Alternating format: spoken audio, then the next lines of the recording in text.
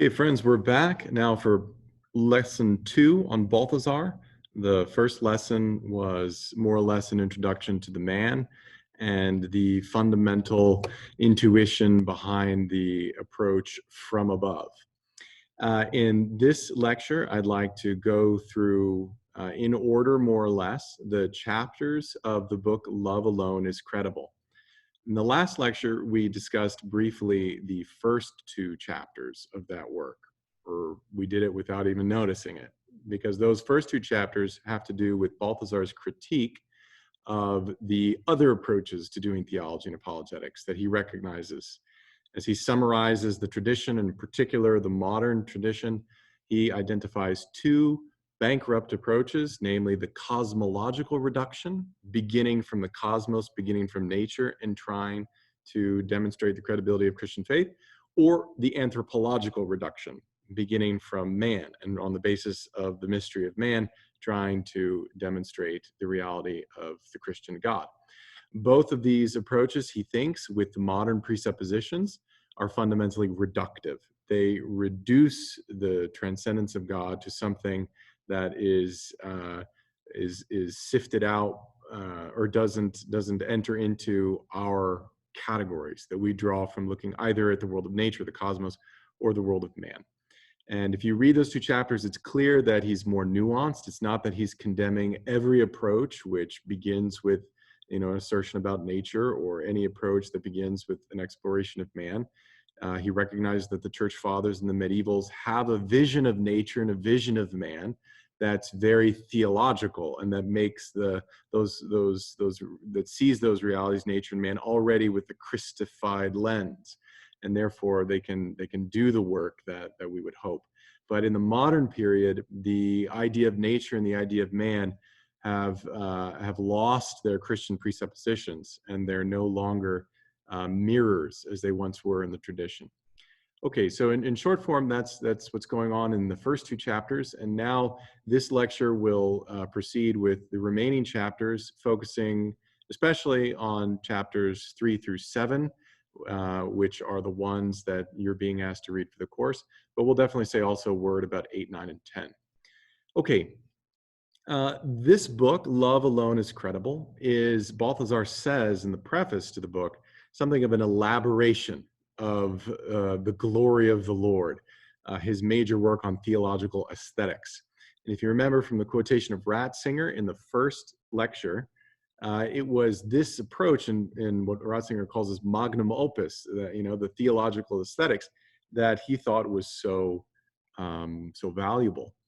And so this book is, if I'm understanding Ratzinger right, an expression of what he finds so valuable in Balthasar, namely his theological aesthetics, or his method. Now, the glory of the Lord, of which Love Alone is Credible is an elaboration, is itself a 7-volume work. And it's part of a 16-volume work or series, called often Balthasar's trilogy. It's a trilogy divided into 3 parts.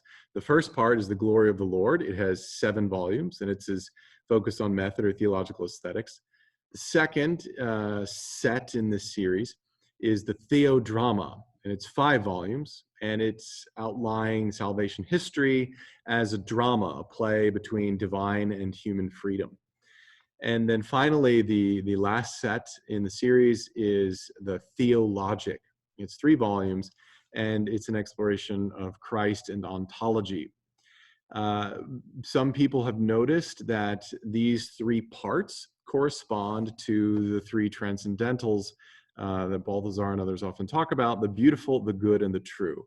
So the theological aesthetics, where he outlines his approach to theology and method, begins with the discussion of the beautiful and the form of Christ, and that's really your entrance into thinking as a Christian, to be struck by beauty and to enter into that vision. And once within that vision, you're now captured also by the good. It shapes your will, what you love and long for. And this is the theodrama. and then only at the end, being struck by beauty, living the life in pursuit of the Christian good, then you can sort of begin and look backward on yourself, on nature as a whole, and see its Christic character. Understand the logos, the truth, the word through whom all things were made. So in short form, that's kind of a summary of the trilogy. But once again, Love Alone is Credible is an elaboration of the first part, the glory of the Lord. So as he says in the preface, thus this sketch, this little book, will be an elaboration of what I endeavored in my larger work, The Glory of the Lord. That is, it will be a theological aesthetic in the twofold sense of a subjective theory of perception and a theory of the objective self-interpretation of the divine glory.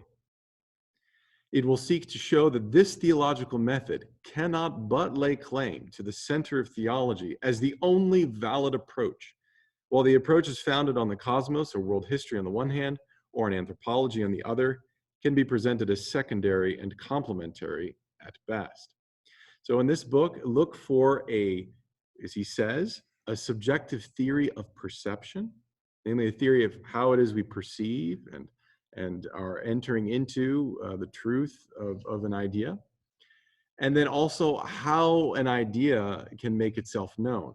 So when we're talking about a subjective theory of perception, it's not that we're reducing all things to the subjective perception. No, it's just an acknowledgement of how the subject perceives. What really goes on when we enter into an idea. But Balthasar is convinced that there are actual realities and ideas to be perceived, and that these objects or these realities, and obviously in its own unique way, the reality of God, are self-interpreting, that you have to listen to them to know them. You cannot impose your method of perception on them and then claim to know them. So he's trying to attend both to the way of knowing that we have, and then also to the unique way in which God can be known. And that is by interpreting himself, by giving us his word by which to speak and know him. Okay, moving on. One of the biggest ideas that we've already mentioned is this idea of beauty. And this slide here is to tease it out in a little more specificity. So Balthasar insists on the necessity of a receptive method. So not one that begins with our own categories and projects them onto revelation, but one that fundamentally receives God's own self-interpreting word. Not something that holds his word like an object and then uses foreign categories to interpret it. No, but God who presents himself the object and the means by which it's to be interpreted, the object to be known and the power by which it's known. We fundamentally just receive. So this receptive or aesthetic method. So he says, what is here called an aesthetic, that's obviously a word that'd be helpful to define in discussions of theological aesthetics. In this context, what is here called an aesthetic is therefore characterized as something properly theological, namely a logos that comes from the theos, that is an aesthetic or a way of knowing that's fundamentally God-given, namely as the reception perceived with the eyes of faith of the self-interpreting glory of the sovereignly free love of God. So when Balthasar uses the word aesthetic, I think we should be very careful not to reduce it into the meaning that word has in common parlance, as in like a discussion of artistic tastes or something like that.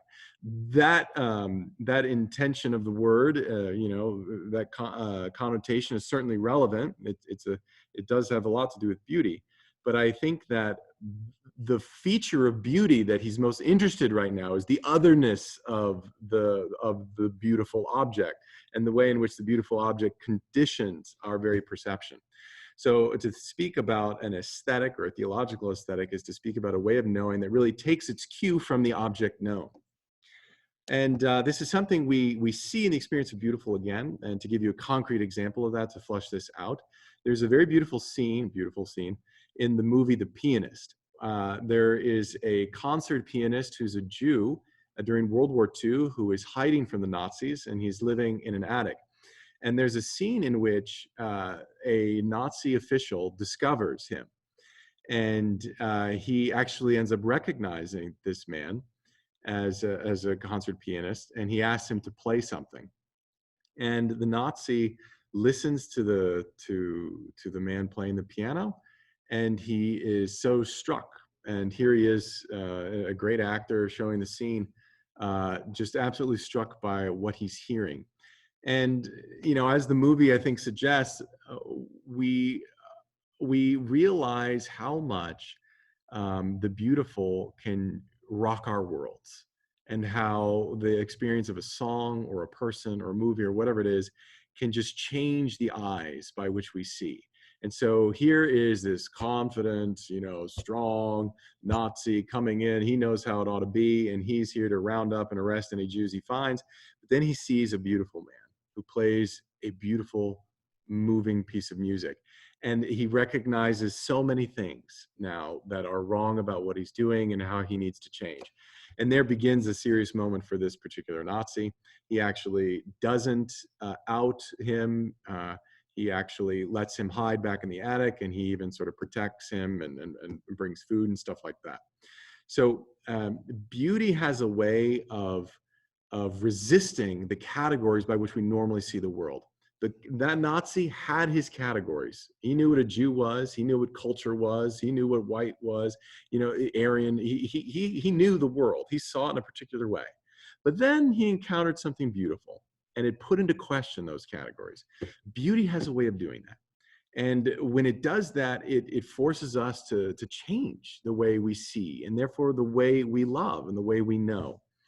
And if you don't know what I'm talking about, or what Balthasar is talking about, rather, it's like just try to find something that you would really say is beautiful, like in a full sense. And I think that doesn't happen to us as often as we would like. We may use that word a lot, but I think that this particular experience of the beautiful that Balthasar is talking about is when you could really say that, oh, that knocked me off my feet, or that rocked my world. I think marriage must be something like that, where a man or a woman sees the beauty of the other so much that it colors their whole vision of reality at that point. And what is life but an opportunity to give myself away to this other person? That's the categories by which I now see the world, because I've been struck by the beauty of this person. And I wish now to live in cooperative and friendship and in service of this person. So that is an example that's also intended to show just how rare and dramatic the experience of beauty that Balthasar here is talking about. Okay. Moving on. Now, this is a very torturous blitz through chapters 3, 4, 5, 6, and 7. I'm just going to say what I think is kind of like a highlight of each chapter that hopefully will help you enter into it more fruitfully. Okay, so we've got here chapter 3, which is titled The Third Way of Love. Here's where Balthasar talks about beauty and love as those knock you off your socks experiences. He says, in beauty and love, we encounter an irreducible otherness. In both cases, Balthasar says, to understand what reveals itself does not mean to subsume it under master categories. So if you've ever had the experience of beauty that we've just talked about, or the experience of love, then you know what it's like to understand something that in being understood is constantly reminding you that you can't absorb it into your own master categories. It's not some abstract idea that you can just put into a mental box. To love someone is to love something that you cannot box. The person that you love is always surprising. It is something that resists your attempts to turn into a concept. The person is a center of freedom, and by definition, if you love this person, you respect that freedom and expect to be surprised. So beauty and love, beauty as we explained in the last slide, love as I just did in short form here, are cases in which knowing or understanding involves this recognition of the irreducibility of the object. And that makes them very helpful analogies and also locuses of theological knowledge. To know God, therefore, is to know the beautiful and to be in love. Okay, chapter 4 is titled The Failures of Love. And here I think Balthasar is making a very important step, namely he's beginning to tell us what he means by love. When we talk about love as being such an important theological category and method, he's not talking about simply this human experience of love, because finite and sinful, our love fails. And so love as a theological category that helps us to know God isn't just us taking, oh, my experience of human love and applying it analogously to God and saying, oh, God is love. He must be like whatever happens between me and my husband, or whatever happens between me and my grandma, or whatever happens between me and my kids, something like that. No. Our love is finite and sinful. So we have to look to God once again to understand the nature of the love that reveals him. We must look for the uniqueness, the otherness of divine love. So thus, Balthasar says, Christianity cannot be a teaching in the first place. Wow, that might be surprising. It's only secondarily a teaching. In the first place, it's an action that God undertakes, the playing out of the drama that God began with mankind. What is Christianity? It's first and foremost the love of God in the drama of human history. And certainly there's a reflective moment where we can express that in doctrinal formulas. But your first encounter with Christianity cannot be doctrines, even doctrines about noble, exalted things like love. Because once again, your categories, your human categories for knowing what love is, that's not going to do it. That's not going to reach the unique otherness of divine love. The way to begin is to experience the reality of God's love, to know that drama, that concrete, real exchange of freedom. That's the love that is going to be credible, not human love, finite and sinful as it is. It's the divine love, which we see playing out in salvation history. That's what Christianity is first and foremost.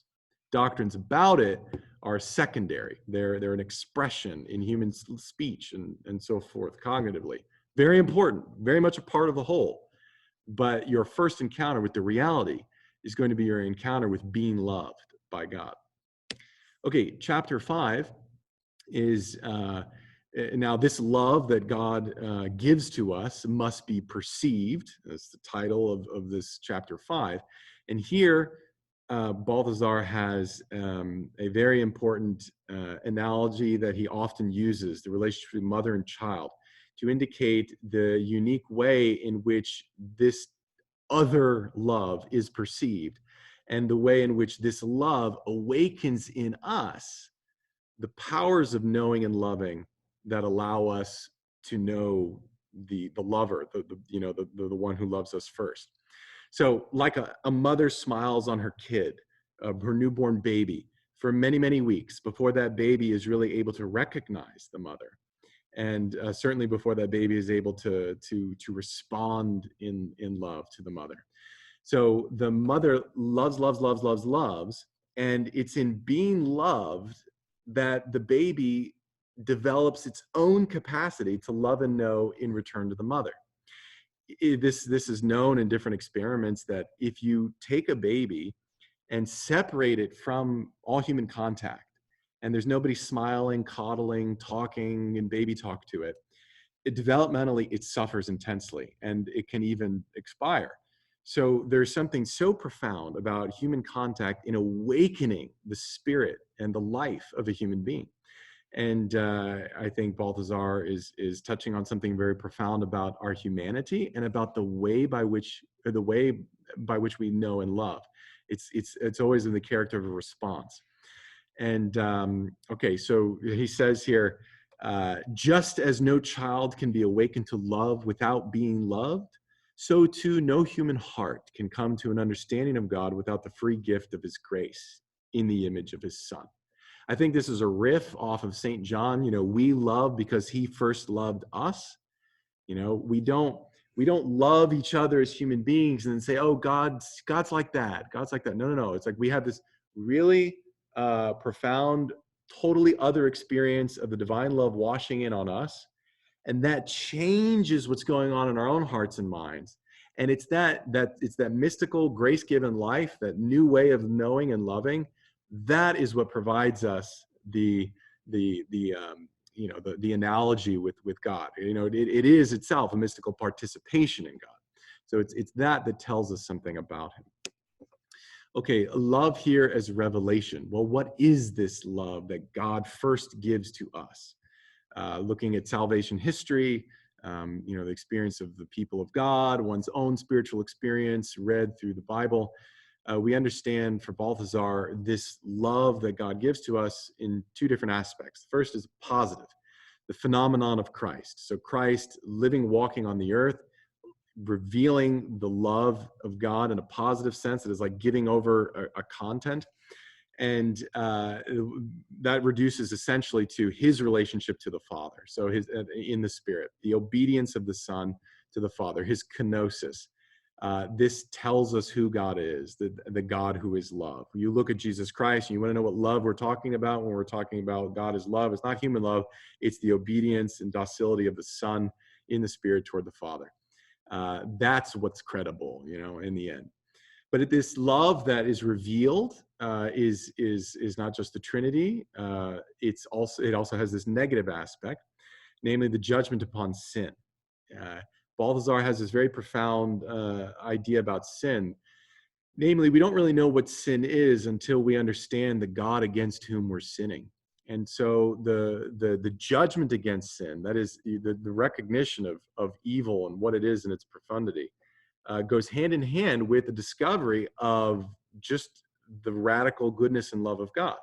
And so we don't really know, what it means to sin until we understand who God is. And we don't really understand the depths of who God is until we understand the nature of our own sin. And so it's at the cross, and it's in, God's forgiveness of our sin in the unconditional way that he does it, reconciling us to himself while we were still enemies, that we begin to understand the depth of love that's being revealed here. And then the last chapter you read, or at least for this course, was Love as Justification and Faith, chapter 7. And here I think Balthasar is highlighting what is so uniquely Christian and an indication of its transcendent character. The impossibility of understanding this love that's being revealed on purely human categories. So, and he identifies it with the doctrine of representative substitution, or the reconciliation of human beings, the enemies of God, while we were still enemies. That was while we were still, enemies, that Christ died for us. Apparently, with God, such a thing is possible, Balthasar says. In human logic, there's no way to reconcile that. You can perhaps understand how you can, die for a friend. You can perhaps understand how you would forgive somebody who repents. You can perhaps understand how you can reconcile with somebody who makes satisfaction. But the reconciling of an enemy to oneself at the cost of one's life, it is difficult to understand on human categories how to make sense of that. Apart from a conviction about the radical character of God, the resurrection, the consummation of all things in Christ, it is difficult to know why you would ever die for your enemy. So in any event, Balthasar is saying that this idea, dying for one's enemy, to reconcile that enemy to oneself, with God, such a thing is possible. That's what Revelation tells us. And this is the achievement, the work of faith, to recognize that this absolute prius, this prior thing that I can't reduce to any of my own schemes. I begin with that. God says it is possible to love your enemies, and he does it to the cross and rises from it. I take that as sort of my first principle. Nothing can surpass this. That idea cannot be absorbed into a master category that stands above it. That is the key by which I see anything else. To believe that there is such a thing as love, absolute love, namely this love shown to us in Christ, this Trinitarian love, this love to death, this kenosis that rises beyond the grave and reconciles the worst sinner to God, that there is nothing higher or greater than it. To believe against all the evidence of experience, namely all the realism and cynicism of the world, which would, look at forgiveness as just naivete or ultimately good wishing that's just impossible. Against every rational concept of God, to believe in such absolute love, that's what it means to have faith. That's what justification is. Okay, that's those chapters 3, 4, 5, 6, and 7 in a nutshell. To close things with a word about the last few chapters, I'm going to do a slightly different order. That is, I'm going to look at 9 and 10, and on the way, I'm going to throw in 8. In chapter 9, there's this is chapter about love as form. So, the love that God reveals is, he says, kind of like the urform, or the ultimate form, the ultima forma. The highest intelligibility of everything else. It's what gives form to everything else. Now, because it is not itself capable of being absorbed in any higher form, there's a sense in which it's formless by looking at it. But that's not entirely true, because it is given determination, it is given form by the concrete character of God himself. Now, so it's formless in the sense that God himself cannot be, subordinated to a higher form or a higher intelligibility, a higher concept or genus. But it's not formless in much that God is real, and God has a determinate, quote unquote, essence. He is in a particular way, and he reveals himself in that way. And it's that way, it's that love that God is that gives form to everything else. So the love of the Father received by Jesus informs his mission as the Son. This is me talking and not a quotation. And thus also the church, although I'm paraphrasing Balthasar. So the love of the Father received by Jesus informs his mission as a Son, and thus also the church. And quote, now I'm quoting Balthasar directly, ultimately the entire structure of creation with its countless individual structures in space and time, nature's forms receive from above their ultimate form, their Gestalt in German, which recasts everything natural and reorders it. The archetype of this process is the way in which the human nature of Christ points ecstatically toward his divine person, and in fact draws its existence from this person. In other words, we do not really know what nature is until we see it in light of its highest form, which is God himself, revealed in Jesus Christ, the form, that comes across to us in the life, death, and resurrection of Jesus Christ, that Gestalt that we see in Jesus, and that also informs the mission of the church. That form is also the one through whom all things were made. And so again, this is why you can't begin, at least in a very superficial way, from below.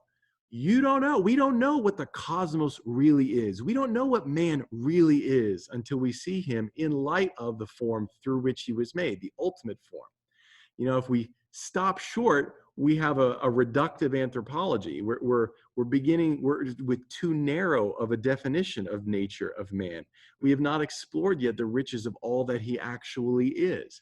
And so it's like trying to begin with, I don't know, with buffalo, and on the basis of buffalo, knowing the whole genus animal, or excuse me, the whole kingdom animal. That's not, you can't do that. You're beginning too narrow. You have to look at the highest forms of animalia, of animal, in order to understand all that belongs to it. If you reduce and begin with something narrow, just buffalo, then you're going to have a very reductive vision. So too, we can't begin to understand cosmos without looking at its highest form, the love through which it was made. Okay, this love, and now the other quote, which basically does the same lines, this love which brings to ultimate perfection is necessarily form-giving. As the ultima forma, it is what gives meaning to all the anticipatory stages and process of integration.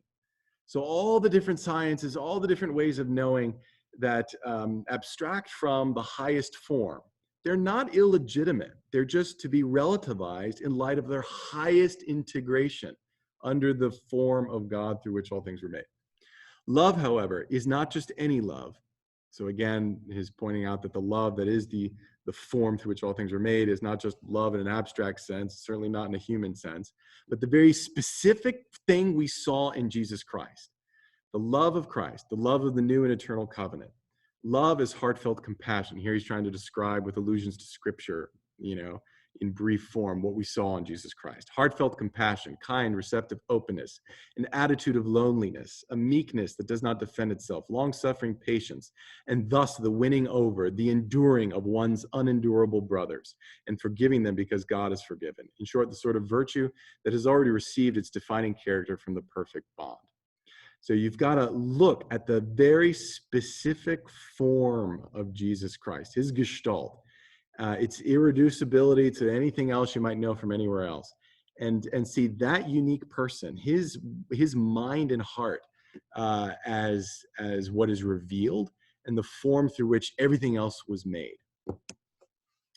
Okay, this is now to go back to chapter 8 slightly, but also to tie it in with chapter 9 and 10 still.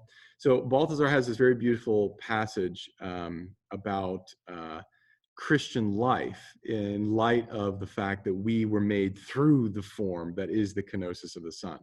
So he says, but the Christian grain of wheat possesses a genuine formative fruitfulness only if it does not encapsulate itself within a particular form set alongside all the forms of the world, an illusory form that thus condemns itself to sterility.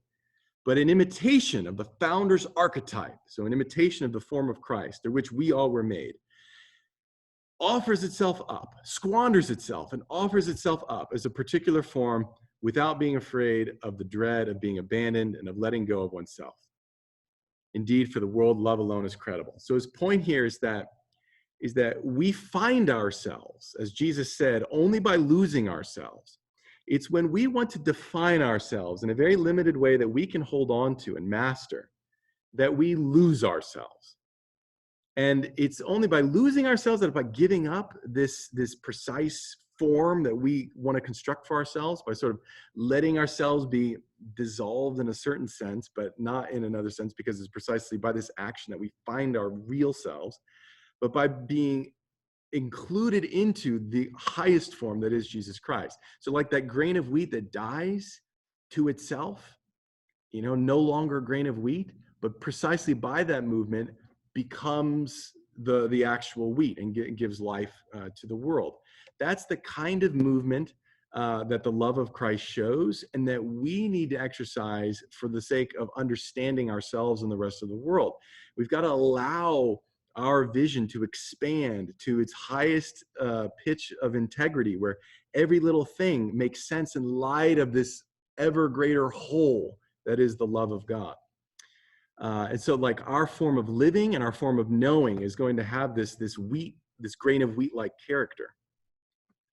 And it's ultimately here in this way of living that the credibility of that highest form is made manifest. So this is why Balthasar says, and here, if you remember from the first lecture, Ratzinger totally agrees, that the sole credibility of the church Christ founded lies, as Christ himself says, in the saints, as those who sought to set all things on the love of Christ alone. So when we live in a way that is rooted in this kenotic love, the very specific love of Jesus Christ, we are manifesting the truth of his form. And when we show that, in fact, this way does integrate, this way does put together all the pieces in light of a final eschatological vision that we will all one day enjoy, that this is the most beautiful, good, and true way of living. When we're vindicating this gestalt of Christ, this ultima forma, by the way we live as grains of wheat, we are manifesting the credibility of the faith in the highest way we can. Okay. A final chapter, basically an extension of the idea in chapter 9, namely that we see all things through the light of this form.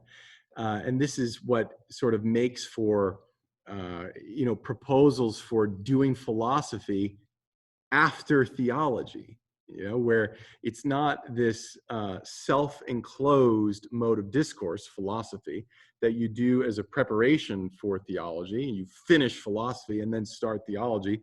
Philosophy tells you the categories, what substance and accident are, and you finish your definitions of your words of metaphysics right there, and then you apply them to theology. No, if you do it like that, you're going to risk reducing revelation to the categories that you came up with independent of God's speech. And that's to fall into a big problem for Balthasar.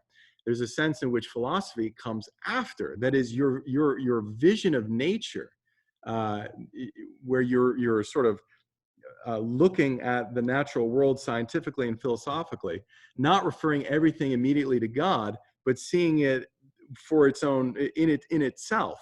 But your knowledge of what it looks like in itself is now informed by that highest form that's how there can be a sense in which philosophy comes after theology. And you can have some people talking about like a Trinitarian ontology, like knowing what is the mystery of being ultimately when you see it in light of God. In any event, the quote here from Balthasar, but if we view creation with the eyes of love, then we will understand it. And again, the eyes of this very specific love, love of the kenotic Christ.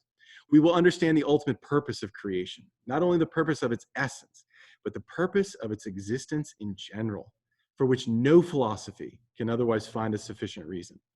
Why, in fact, is there something rather than nothing? That question of existence, he says, philosophy cannot answer it. The question remains open regardless of whether one affirms or denies the existence of an absolute being. Here he's saying that if you think that philosophy can answer the question why there is something rather than nothing by arriving at, in the most sort of pre-Christian pagan sense at an unmoved mover or something like that, you haven't yet answered the question. Why? Because if there is no absolute being, what reason could there be that these finite ephemeral things exist in the midst of nothing? Things that could never add up to the absolute as a whole or evolve into it. Okay, so it's clear how, if I deny an absolute being, I'm not going to answer the question of existence. But what happens if I simply affirm the absolute being, who explains contingent being, with philosophy? That is also not enough, as Balthasar says, because on the other hand, if there is an absolute being, and if this being is sufficient unto itself, it is almost even more mysterious why there should exist something else. Because why would that being sufficient to himself create? Why would he give life to something else if he is perfectly content within himself? Only, Balthasar says, a philosophy of freedom and love, that is something informed by the Christ, can account for our existence, though not unless it also interprets the essence of finite being in terms of love. So I don't know if you've ever had this thought, but to me it makes sense. Like, I don't understand why God would create if he didn't love. I mean, he doesn't need us. So not even to like play with. He doesn't create us as a toy because he doesn't need a toy to delight. The only motive for creating could just be to love, and in that way reveal his glory as a love. So maybe you find that persuasive, maybe you don't, I don't know, but I would encourage you to think about it at least. Okay, that's the end of this presentation and the end of our discussion of Balthasar. I wish you the best of luck in reading this difficult and dense work, and maybe we'll have a Zoom session for some Q&A before the final exam. Okay, ciao, ciao.